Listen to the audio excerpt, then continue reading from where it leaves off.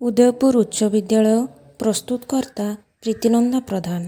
ଏହି ବିଷୟଟି ବିଜ୍ଞାନ ଉପରେ ଆଧାରିତ ଉଭୟ ସପ୍ତମ ଓ ଅଷ୍ଟମ ଶ୍ରେଣୀ ପିଲାଙ୍କ ନିମନ୍ତେ ପ୍ରଯୁଜ୍ୟ।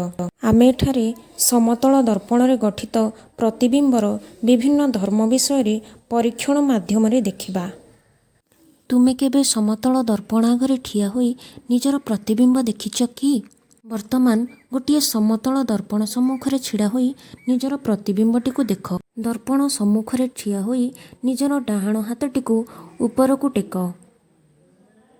ତୁମେ ଡାହାଣ ହାତ ଟେକିଲେ ଦର୍ପଣରେ ବାମ ହାତ ଟେକିବା ଭଳି ଜଣାପଡ଼ିଥାଏ। ଏହାକୁ ପାର୍ଶ୍ୱ ପରିବର୍ତ୍ତନ କୁହାଯାଏ।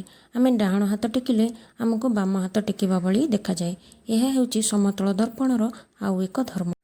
ସମତଳ ଦର୍ପଣରେ ଗଠିତ ପ୍ରତିବିମ୍ବର ଆଉ ଏକ ଧର୍ମ ବିଷୟରେ ଆମେ ଏହି ପରୀକ୍ଷାଟିରୁ ଜାଣିପାରିବା। ଦେଖ ପିଲାମାନେ, ଆମେ ସମତଳ ଦର୍ପଣ ଆଗରେ ଗୋଟିଏ କ୍ୟାଣ୍ଡେଲ ଜଳାଇଲେ। ଏଠାରେ କ୍ୟାଣ୍ଡେଲଟି ହେଉଛି ଆମେ ନେଇଥିବା ବସ୍ତୁ ଏବଂ ସମତଳ ଦର୍ପଣ ପଛପଟେ ଯେଉଁ ଛବିଟି ସୃଷ୍ଟି ହୋଇଛି ତାହା ହେଉଛି ଆମେ ନେଇଥିବା କ୍ୟାଣ୍ଡେଲଟିର ପ୍ରତିବିମ୍ବ। ଆମେ ଏଠାରେ ଦେଖିପାରୁଛେ ଯେ ଆମେ ନେଇଥିବା କ୍ୟାଣ୍ଡେଲ ଭଳି ସଳଖ ଏବଂ ସମାନ ଉଚ୍ଚତା ବିଶିଷ୍ଟ ପ୍ରତିବିମ୍ବଟିଏ ଦର୍ପଣ ପଛପଟେ ସୃଷ୍ଟି ହୁଏ। ଆସ ପିଲେ, ଆମେ ଗୋଟିଏ ପରୀକ୍ଷଣ ମାଧ୍ୟମରେ ଦେଖିବା ଯେ ସମତଳ ଦର୍ପଣରେ କିପରି ପ୍ରତିବିମ୍ବ ସୃଷ୍ଟି ହୁଏ। ଯେତେବେଳେ ଆମେ ଗୋଟିଏ ଦର୍ପଣ ଆଗରେ ଆସି ଠିଆ ହେଉ, ଦର୍ପଣରେ ଯେଉଁ ପ୍ରତିବିମ୍ବଟି ସୃଷ୍ଟି ହୁଏ ତାହା ଆଭାସୀ ଅଟେ। ଆଭାସୀ ପ୍ରତିବିମ୍ବ ବିଷୟରେ ଜାଣିବା ପୂର୍ବରୁ ଆମକୁ ବାସ୍ତବ ପ୍ରତିବିମ୍ବ ବିଷୟରେ ଜାଣିବାକୁ ପଡ଼ିବ। ପ୍ରତିବିମ୍ବକୁ ପରଦା କିମ୍ବା ପ୍ରୋଜେକ୍ଟର ମାଧ୍ୟମରେ ଧରି ହୁଏ ତାହା ହେଉଛି ଏକ ବାସ୍ତବ ପ୍ରତିବିମ୍ବ। ଏବେ ଆମେ ଯେଉଁଭଳି ଚିତ୍ରରେ ଦେଖିବାକୁ ପାଇଲେ, ଏବେ ଆମେ ଜାଣିବା ଆଭାସୀ ପ୍ରତିବିମ୍ବ କ'ଣ ଏବଂ ବାସ୍ତବ ପ୍ରତିବିମ୍ବ କ'ଣ। ଯେଉଁ ପ୍ରତିବିମ୍ବକୁ ପ୍ରୋଜେକ୍ଟର କିମ୍ବା ପରଦା ମାଧ୍ୟମରେ ଧରି ହୁଏ ନାହିଁ ତାହା ଏକ ଆଭାସୀ ପ୍ରତିବିମ୍ବ।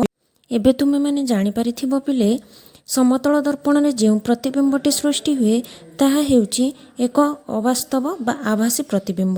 ଗୋଟିଏ ସମତଳ ଦର୍ପଣର ଧାରରେ ଗୋଟିଏ ଚେସ୍ ବୋର୍ଡ଼ ରଖିବା। ଚେସ୍ ବୋର୍ଡ଼ର ଯେକୌଣସି ସ୍ଥାନରେ ଗୋଟିଏ ଗୋଟି ଆମେ ରଖିବା। ଦେଖିବା ଯେ ଗୋଟିଠାରୁ ଦର୍ପଣ ଧାରର ଦୂରତା ଯେତିକି ଅଛି, ଦର୍ପଣ ଧାରଠାରୁ ସୃଷ୍ଟ ପ୍ରତିବିମ୍ବର ଦୂରତା ମଧ୍ୟ ସେତିକି ଅଛି। ତୁମେ ବର୍ତ୍ତମାନ ଦିଆଯାଇଥିବା ଚିତ୍ର ମାଧ୍ୟମରେ ଦେଖିପାରିବ ଯେ ଉଭୟ ଦୂରତା ସମାନ ଅଟେ। ଏବେ ତୁମେ ଗୋଟି ଥୁଆ ହୋଇଥିବା ସ୍ଥାନରୁ ଦର୍ପଣର ଧାର ପର୍ଯ୍ୟନ୍ତ ସ୍କୋୟାର ଗୁଡ଼ିକୁ ଗଣି ଗଣି ଚାଲ। ଦେଖିବ ଯେ 1, 2, 3, 4, 5, 6, 7 ଭାବରେ 7ଟି ସ୍କୋୟାର ରହୁଛି। ସେଭଳି ତୁମେ ଦେଖିବ ଯେ ଦର୍ପଣଠାରୁ ପ୍ରତିବିମ୍ବ ଆଡ଼କୁ ମଧ୍ୟ 1, 2, 3, 4, 5, 6 ଭାବରେ 7ଟି ସ୍କୋୟାର ବକ୍ସ ରହିଛି। ଏଥିରୁ ଆମେ ଜାଣିପାରିଲେ ସମତଳ ଦର୍ପଣରେ ପ୍ରତିବିମ୍ବର ଦର୍ପଣଠାରୁ ଦୂରତା ବସ୍ତୁର ଦର୍ପଣଠାରୁ ଦୂରତା ସହ ସମାନ ଅଟେ।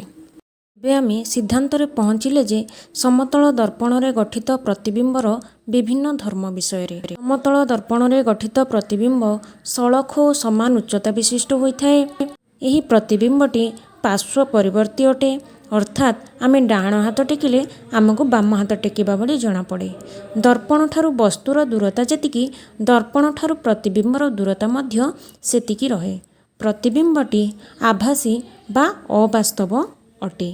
ଏହିସବୁ ଥିଲା ସମତଳ ଦର୍ପଣରେ ଗଠିତ ପ୍ରତିବିମ୍ବର ଧର୍ମ।